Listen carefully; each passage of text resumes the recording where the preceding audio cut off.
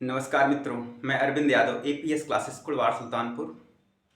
Special biology जैसा कि हम लोग पढ़ते चले आ रहे हैं। आज की जो टॉपिक है cell the unit of life, यानी कोशिका जीवन की इकाई। तो सेल क्या है, सेल के टाइप, ये सब हम इसके पहले वाले वीडियो में पढ़ चुके हैं, जान चुके हैं, समझ चुके होंगे सभी स्टूडेंट्स। तो आज जो बात होनी है वो एक ऐसे सेल ऑर्गन की जो ऑटोनॉमस सेल ऑर्गन है। ऑटोनॉमस सेल ऑर्गन का मतलब आप समझ पा रहे हैं कि उसके पास सेल्फ यानी स्वयं का डीएनए है, स्वयं का आरएनए है और उसके पास खुद का राइबोसोम भी है। तो यानी वो एक अपने आप में पूर्ण सेल है, पूर्ण कोशिका है। तो इस प्लास्टिड के बारे में बात करने वाले हैं। लगभग जो class 11th TGT PGT biology ध्यान रखेंगे सभी स्टूडेंट्स। तो प्लास्टिड क्या है यानी लवक। तो सबसे पहले अगर हम बात करें प्लास्टिड की डिस्कवरी की, तो डिस्कवरी ऑफ प्लास्टिड, तो इसके डिस्कवरर हैं कौन? तो देखिए, डिस्कवरर में एक नाम अगर आपको हम दें यहां पर, तो हीकल को दे सकते हैं, हीकल। और जो प्लास्टिड वर्ड है यानी प्लास्टिड शब्द किसने दिया? ये शब्द जो है सिम्पर ने दिया था, सिम्पर ने। और सिम्पर ने कुछ और भी काम किए हैं। सिम्पर ने क्या किया है? सिम्पर जो है इसको रंग के आधार पर, रंगों के आधार पर प्लास्टिड का क्लासिफिकेशन भी की हुई। कौन किया है? सिम्पर। और इन्होंने एक काम और किया है सिम्पर ने। सिम्पर ने वो काम कौन सा किया? वो बड़ा काम तो है, क्लोरोप्लास्ट का स्ट्रक्चर भी, यानी हम कह सकते हैं क्लोरोप्लास्ट की खोज। तो discovery and structure of chloroplast, ठीक है ना। तो इन्होंने बहुत बड़े बड़े काम किए हैं सिम्पर ने।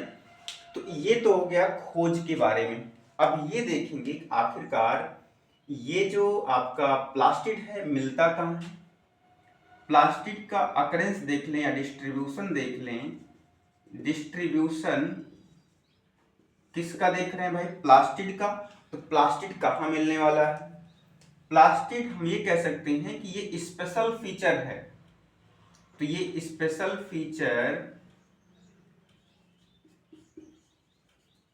Features of green plants and euglenoids, ठीक है ना। यानी हरे पौधों और यूग्लिना में ये प्लास्टिड मिलता है। अब यूग्लिनॉइड्स में आप समझ पा रहे हो एक किंगडम है जिसका नाम है प्रोटिस्टा। टोटल 5 किंगडम है, यानी मोनेरा, प्रोटिस्टा, फंजाई, एनिमेलिया और प्लांटी। तो उनमें से जो ये आपका प्रोटिस्टा है, इसमें एक फाइलम है, एक संघ, जिस संघ का नाम क्या है भाई? प्रोटोजोआ। इस संघ का नाम है प्रोटोजोआ। और इस प्रोटोजोआ में एक एनिमल है जिसका नाम है यूग्लिना। इसको एनिमल कह सकते हैं, बिल्कुल यूग्लिना। जबकि ये किंगडम एनिमेलिया के अंतर्गत नहीं आता प्रोटोजोआ फाइलम, लेकिन फिर भी ये कार्निवोर है, ठीक है ना। कार्निवोर है, मांसाहारी भी है। और ये जो है एक प्रकार से फोटोसिंथेटिक भी है, फोटोसिंथेटिक भी यानी प्रकाश संश्लेषण भी करता है। क्यों करता है? क्योंकि इसके पास क्लोरोफिल पिगमेंट्स मिलते हैं। इसके पास क्लोरोफिल पिगमेंट पाया जाता है यूग्लिना के पास। अर्थात यूग्लिना को एक अच्छी लाइन दे सकते हैं, यूग्लिना क्या है? यूग्लिना विरिडिस, इसका जो जूलॉजिकल नेम है विरिडिस, इसका जो, तो ये क्या है भाई? ये जो है कनेक्टिंग लिंक है, ये जो है आपका कनेक्टिंग लिंक है। कनेक्टिंग लिंक बिटवीन किसके किसके, प्लांटी एंड एनिमेलिया, यानी जंतु और पादप जगत के बीच की संयोजक कड़ी है कौन, यूग्लिना। तो यहां तक आपको बात बिल्कुल स्पष्ट क्लियर हो गई होगी। आखिरकार ये प्लास्टिड है क्या, कहां पर मिलता है, तो ग्रीन प्लांट्स और यूग्लिनोइड्स में। तो इसका मेन फंक्शन क्या होता है, और सबसे इंपॉर्टेंट लाइन या क्वेश्चन की बात करें तो इसे कोशिका का, सबसे जरूरी लाइन है, कोशिका का रसोई घर भी कहते हैं, किचन ऑफ द सेल कहा जाता है इसको। कोशिका का रसोई घर किसको कहते हैं भाई, प्लास्टिड को कहते हैं। तो ये ध्यान रखना है आपको, प्लास्टिड। और एक और अच्छी बात, ये जो है सेकेंड लार्जेस्ट सेल ऑर्गन है, ऑर्गन सेल ऑर्गन मतलब दूसरा सबसे बड़ा कोशिकांग है किसमें का, प्लांट सेल का, प्लांट सेल का।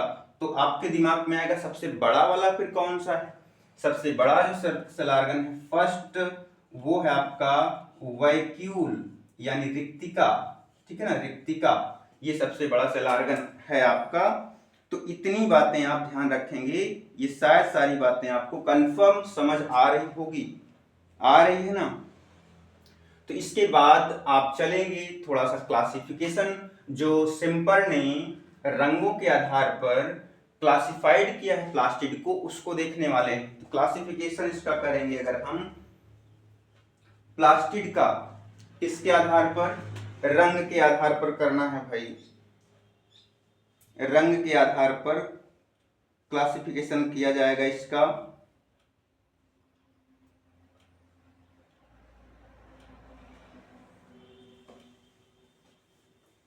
तो क्लासिफिकेशन किसके बेस पर करने वाले हैं आप लोग, कलर के आधार पर, रंग के आधार पर। कौन से, जैसे भाई आप प्लांट्स में देखते हो तो मोस्टली प्लांट्स में मिलता है,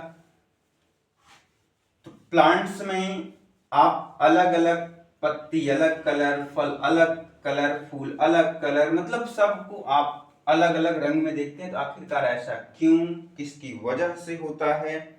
तो जो क्लासिफिकेशन है वो किसके आधार पर है, on the basis of colour. तो क्लासिफिकेशन क्या है, on the basis of colour, रंगों के आधार पर, रंग के आधार पर लवक का क्लासिफिकेशन। तो ये रंग के आधार पर अगर करेंगे तो ये तीन तरह से आपको नजर आने वाला है, तीन प्रकार का। अब तीन प्रकार में आपको एक मिलेगा क्लोरोप्लास्ट, क्लोरोप्लास्ट, दूसरा मिलेगा आपको क्रोमोप्लास्ट,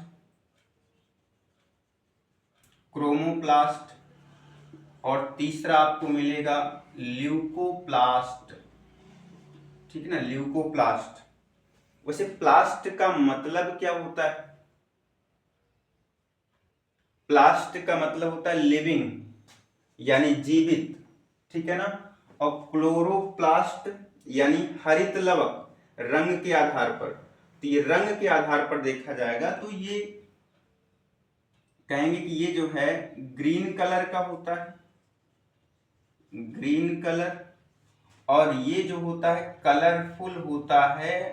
अब कलरफुल में कौन कौन सा कलर, तो हरे को छोड़ करके बाकी सारा कलर जो है वो क्रोमोप्लास्ट के पास है। ये क्या होता है भाई, ये तो इनके पास कोई कलर ही नहीं, कलरलेस होते हैं, लाइक वाटर, पानी के जैसे, जैसे पानी में या पानी का कोई कलर नहीं होता उसी तरह से। अब आप ये देखना चाहेंगे इसमें कि ये लोग मिलेंगे कहां पर, क्लोरोप्लास्ट आपको कहां मिलने वाला है, क्लोरोप्लास्ट आपको मोस्टली कहां मिलेगा, तो मोस्टली हम बात करेंगे लीव्स में, पत्तियों में मिलता है। यानी जहां पर हरा आपको प्लांट में हरा दिख जाएगा वहां पर समझ लेना कि आप वहां पर क्लोरोप्लास्ट की संख्या ज्यादा है, क्लोरोप्लास्ट अधिक है। अब ये जो है आपका क्रोमोप्लास्ट कहां मिलने वाले बच्चे, तो क्लोरोप्लास्ट जो है वो आपको कहाँ मिलने वाला है?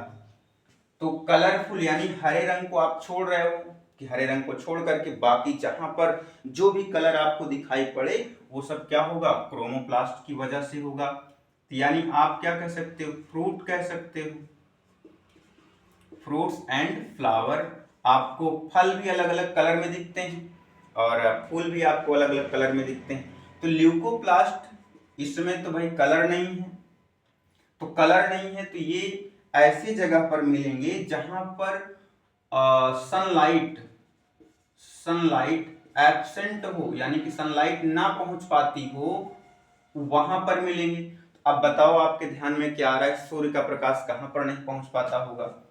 तो हम ये कह सकते हैं कि जो भूमिगत यानी जमीन के अंदर भूमिगत स्टेम आपका जो है तना है और रूट है यानी कि जड़ें हैं, तो उसके जहां पर हम कह सकते हैं फूड स्टोरेज का काम होता है, भोजन को संचय करने का काम जहां पे होता है, वहां पर ल्यूकोप्लास्ट मिलता है। ल्यूकोप्लास्ट, ठीक है ना? यहां तक बात बिल्कुल आपको समझ आ गई कि क्लोरोप्लास्ट किस रंग का है? ग्रीन कलर का है। ये रंगीन है, ये रंगहीन है।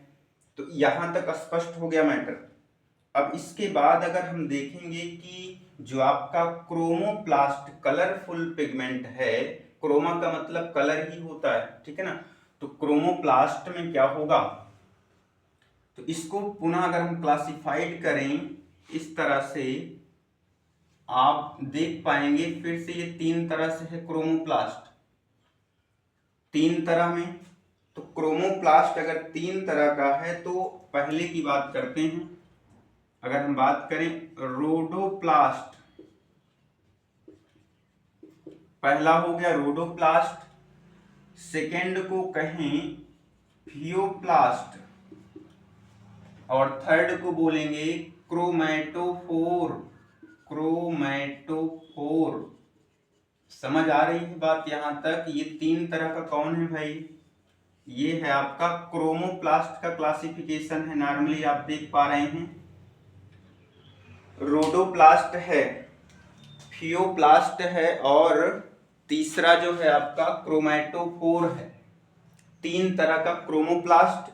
अब इन तीनों तरह के क्रोमोप्लास्ट में क्या है, कैसे है, समझेंगे इसको। तो रोडोप्लास्ट जो है, आप अगर एल्गी का क्लासिफिकेशन देखे हों, एल्गी किंगडम प्लांटी में जो थैलोफाइट्स में एल्गी और फंजाई को भी ले सकते हैं, तो थैलोफाइटा में आपका एल्गी वो तीन मेजर कैटेगरी में बांटा गया था। तीन मेजर कैटेगरी उसकी क्या थी भाई? पहला क्लोरोफाइसी, रोडोफाइसी और फियोफाइसी, जिसमें लाल शैवाल, भूरी शैवाल और हरी शैवाल थी। यहां तक स्पष्ट? तो रोडोप्लास्ट में अर्थात ये कहां मिलेगा? आप समझ पा रहे हो, रेड एल्गी यानी लाल शैवाल में। तो रेड एल्गी में कौन से पिगमेंट मिलते हैं? तो हम ये कह सकते हैं यहां पर आर फाइकोइरिथ्रिन ये मिलता है, ठीक है? और फाइकोसाइनिन भी मिलता है, फाइकोसाइनिन भी मिलता है इनके पास। यानी कि आप ध्यान रखेंगे क्रोमोप्लास्ट का रोडोप्लास्ट लाल शैवाल में मिलता है, रेड एल्गी में पाया जाता है। ये ध्यान रखिए उसमें कौन से पिगमेंट होते हैं, कौन से वर्णक? तो आर फाइकोइरिथ्रिन और फाइकोसाइनिन की वजह से वो लाल होती हैं। यहां तक बात समझ आ रही होगी। अब दूसरे की तरफ चलते हैं, किसके पास? फियोप्लास्ट नाम से है। तो ये कहां पर मिलेगा? ब्राउन एल्गी यानी कि भूरी शैवाल में।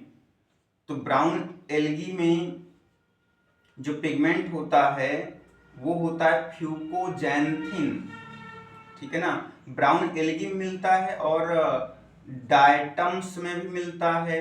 डायटम के साथ अगर हम डायनोफ्लैजिलेट की बात करें तो उसमें भी फियोप्लास्ट पाया जाता है। तो अगर हम इसके पिगमेंट की बात करते हैं तो पिगमेंट में फ्यूकोजैंथिन पाया जाता है, इसमें फ्यूकोजैंथिन पाया जाता है, ये ध्यान रखना है आपको। फ्यूकोजैंथिन मिलता है किसमें? फियोप्लास्ट, यानी कि फियोप्लास्ट किसमें मिलेगा? Brown diatoms dinoflagellate. किसकी वजह से वो भूरा होगा? तो वो जो है आपको फियोप्लास्ट, जिसमें कौन सा वर्णक है? फ्यूकोजैंथिन के कारण। ये तीसरा है क्रोमैटोफोर। तो क्रोमैटोफोर ये भाई फोटोसिंथेटिक बैक्टीरिया, जैसे सल्फर बैक्टीरिया हो, ठीक है ना। तो यानी कि नॉर्मली अगर हम कहेंगे तो ब्लू ग्रीन एल्गी में मिलता है, ब्लू ग्रीन एल्गी में ये पाया जाता है, ये आपको ध्यान रखना है भाई, ब्लू ग्रीन एल्गी। तो ये जो है आपका क्रोमोप्लास्ट का क्लासिफिकेशन है। यहाँ पर से जो भी क्वेश्चन हैं, बड़े एग्जाम में क्वेश्चन मिलते रहते हैं भाई। मतलब अगर ब्राउन एल्गी में ब्राउन एल्गी है, मान लीजिए ब्राउन एल्गी में कौन सा प्लास्ट या कौन सा प्लास्ट मिलता है, तो आपको ऑप्शन में रोडोप्लास्ट, फियोप्लास्ट और क्रोमैटोफोर या ल्यूकोप्लास्ट कह दे, तो आपको तो टिक यही लगाना है ना, फियोप्लास्ट वाला ही। तो क्वेश्चन कहीं से कैसे भी बने, आपके पास अपना आंसर होना चाहिए, क्योंकि वहां पर आपको कितनी समझ है वो नहीं, आपका एग्जैक्ट आंसर देखा जाएगा। इतनी बात समझ आ गई आपको? तो हम थोड़ा सा इसको इरेज करके ल्यूकोप्लास्ट की तरफ चलेंगे। तो ल्यूकोप्लास्ट को भी थोड़ा सा क्लासिफाइड करते हैं थोड़ा सा, तो इसको मिटाना पड़ेगा भाई। बात समझ आ गई यहां तक?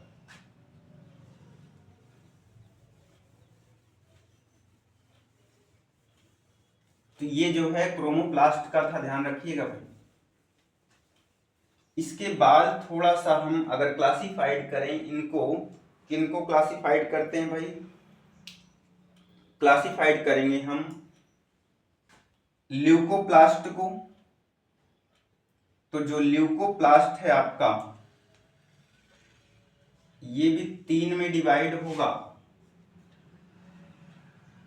3 में डिवाइड होगा, 3 पार्ट में। तो पहले की बात करते हैं, तो पहले को बोलेंगे एमाइलोप्लास्ट। एमाइलोप्लास्ट हो गया। दूसरा हो गया एल्यूरोप्लास्ट। तीसरा आपका है इलायोप्लास्ट।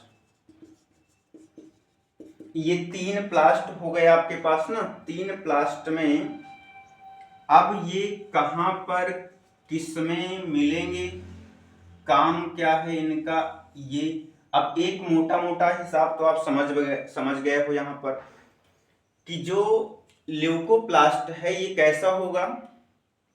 कलरलेस होगा, मतलब इसके पास कोई रंग नहीं है।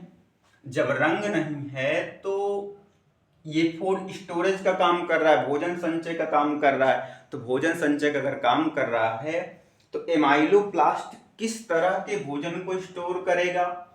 एल्यूरोप्लास्ट किसका स्टोरेज है? इलायोप्लास्ट किसका स्टोरेज है? मतलब कहां पर मिलेगा?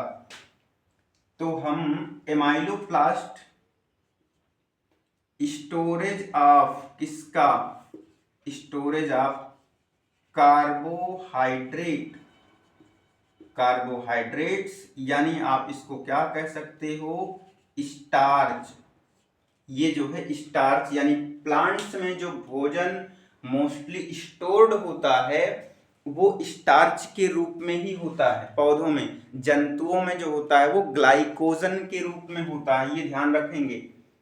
दूसरा अगर हम बात करें इलेक्ट्रोप्लास्ट में, तो इलेक्ट्रोप्लास्ट जो है ये प्रोटीन का संचय करता है, प्रोटीन स्टोरेज, ठीक है ना, प्रोटीन। और इसी वजह से इलेक्ट्रोप्लास्ट को प्रोटीनोप्लास्ट भी कहा जाता है। प्रोटीन के स्टोरेज की वजह से इसको जो है प्रोटीनोप्लास्ट कहते हैं। किसको कहते हैं भाई? एल्यूरोप्लास्ट को। तीसरा आपके सामने है इलायोप्लास्ट। तो ये स्टोरेज आप किसका है? स्टोरेज ऑफ, हम ये कह सकते हैं ये ऑयल्स एंड फैट, तो ये जो है तेल और वसा का संचय करता है, उसको इकट्ठा रखता है। तो यानी कि प्रोटीन कहाँ मिलेगी?